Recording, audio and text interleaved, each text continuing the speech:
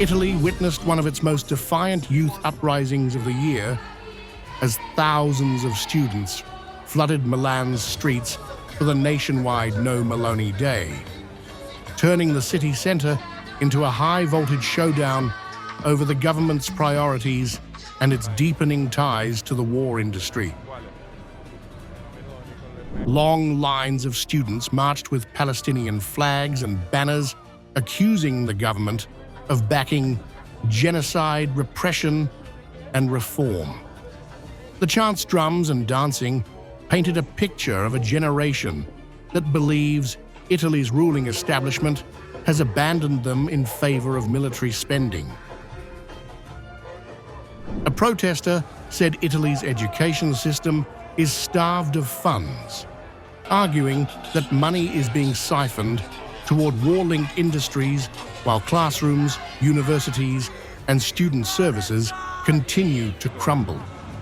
Another demonstrator condemned the state's spending choices as investments in death, not in the future. There are many issues, which we have summarized as an end to genocide, repression, and the reform of the Minister of Education and Universities Valditara, because we have an education system that is not given the funds it needs. Instead of going to education, the funds go to war companies, and then there is increasingly strong repression outside of school but also inside school with new reforms, such as new bills and the Valditara reform. We have a school system that does not protect the well-being of students and pushes us towards competitiveness and meritocracy, which increase students' psychological distress. Instead, we need a school system that protects us and trains individuals to be free and capable of critical thinking that is not repressed or censored. At the heart of the student revolt is a sweeping list of demands, raising education funding to 5% of GDP, free textbooks, expanding the no-tax area to $30,000, more university housing, and accessible psychological support across institutions.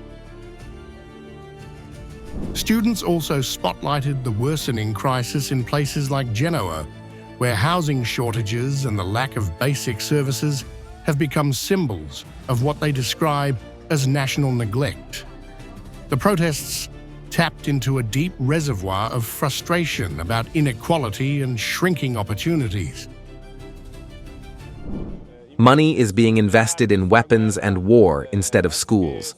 Money is being shifted to what is useful to provoke death and not to what is the future of the country and the young people of Europe in particular.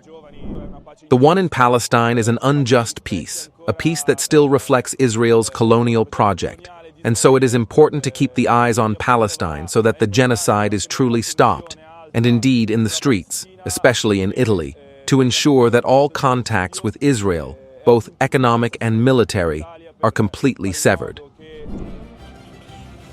The movement is not confined to Milan.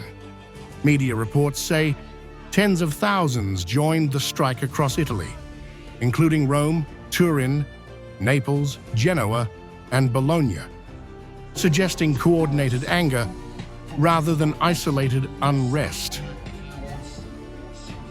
Organized by the student union, the mobilization challenges Prime Minister Giorgia Meloni directly, accusing her government of prioritizing defense budgets and geopolitical posturing over education, welfare, and the needs of Italy's youth.